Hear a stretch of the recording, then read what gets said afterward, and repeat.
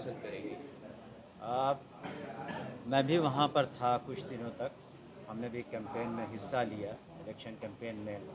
और हमें लगता है कि जितना काम माननीय मुख्यमंत्री जी ने विकास का किया है या समाज सुधार का किया है या वहाँ की जो स्थिति थी विधि व्यवस्था की या सड़क की, पानी की, बिजली की, सभी में अत्यधिक सुधार माननीय मुख्यमंत्री जी के वजह से हुआ है। और जो माननीय सदस्य जो पूर्व में रही हैं बीमा भारती जी, उन्होंने तो एक तरह से विश्वासघात किया है पार्टी के साथ। तो निश्चित रूप से वहाँ की जनता भी सारी चीज़ों को समझ रही है, देख रही है। और हमें तो पूरा उम्मीद है कि जब 13 तारीख को काउंटिंग होगी तो जीत जनता दल यूनाइटेड की होगी। क्या है, कब तक लागू हो जाएगा कुछ?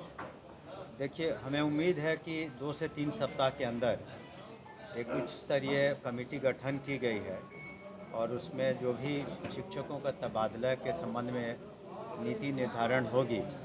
लेकिन उस नीति निर्धारण में हम लोग कोशिश करेंगे कि खास करके जो अगर हस्बैंड और वाइफ टीचर्स हैं या फिर कुछ ऐसे मामले हैं जहां मेडिकल ग्राउंड पर लोगों ने पिटिशन्स दिए हैं, तो हम लोग कोशिश करेंगे कि जो भी समस्याएं हैं, खास करके जो समस्याएं वास्तविक हैं और जेन्युइन हैं शिक्षकों की, उसका हम लोग उसको पॉलिसी के अंतर्गत लाने की कोशिश करेंगे ताकि जो पठन पाठन है वो अच्छे तरीके से सुचारू रूप से हर स्कूल में, चाहे वो प्राथमिक विद्यालय हों या माध्यमिक विद्यालय हों, वहाँ पर सही तरीके से, अच्छे तरीके से, और एक शिक्षकों के मन में एक विलिंगनेस भी हो।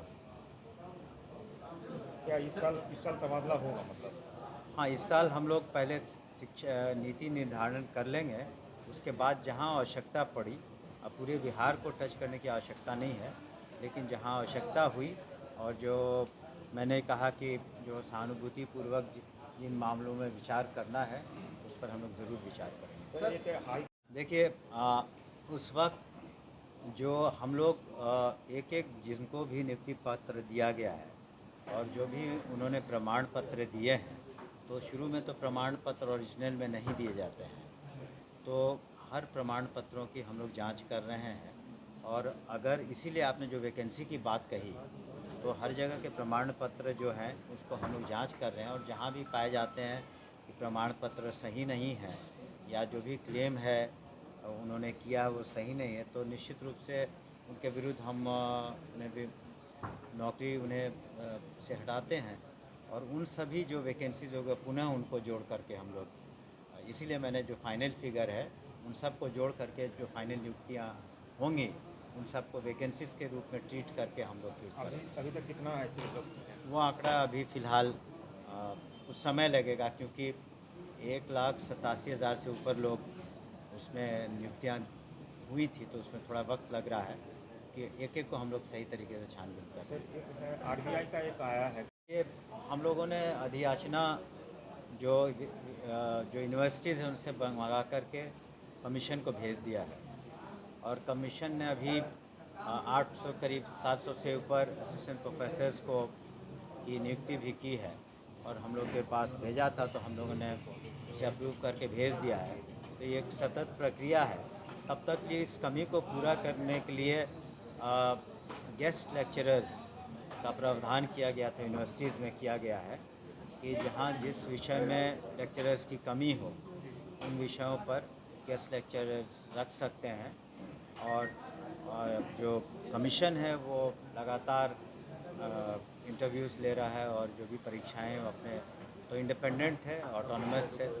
लेकिन हम लोगों ने भी रिक्वेस्ट किया कि जल्द से जल्द जो भी वहाँ पर वैकेंसीज़ है यूनिवर्सिटीज़ में उसको पूरा करें, ताकि जो यूनिवर्सिटीज़ में पढ़ाई की जो भी है। और दूसरा साथ ही साथ अब मैं अपने बैठक में सभी वाइस चांसलर्स से कहा भी है कि सेशंस टाइम पर हो, तो सेशंस हो बिल्कुल टाइम पर करना है।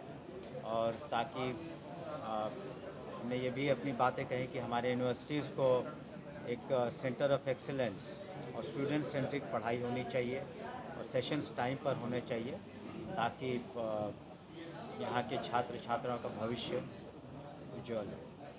क्योंकि बहाली शिक्षा विभाग में चल रही है, तो क्या उसका असर पड़ेगा, क्या उसमें रिजर्वेशन पड़ेगा?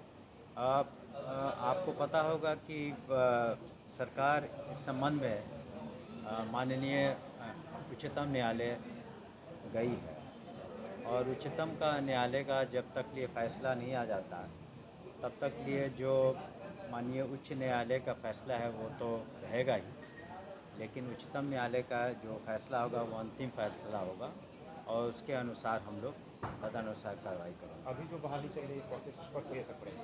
तो उस पर हम लोगों ने पूरी तरह से अभी स्टडी नहीं किया, स्टडी कर लेंगे, और जो भी डायरेक्शन ऑनरेबल कोर्ट का होगा उसे हमें फॉलो करना पड़ेगा। शिक्षा विभाग में और बहाली निकलने वाली है? अभी आपने देखा होगा प्रधानाध्यापकों का बहाली जो थी उसके भी एग्ज़ाम हो गए हैं, और हम लोग उसको वर्कआउट कर रहे हैं कि फाइनली कितने और पद हैं, कि जहाँ पर रिक्तियाँ हैं, कई जगह रिक्तियाँ अनुकंपा के आधार पर भी बहाली करनी है, तो इन सब को लेकर के हम लोग फाइनल एक फिगर आएंगे, और साथ ही साथ जो उच्चतम न्यायालय का जो आदेश होगा उसी के अनुसार हम लोग कार्रवाई करेंगे।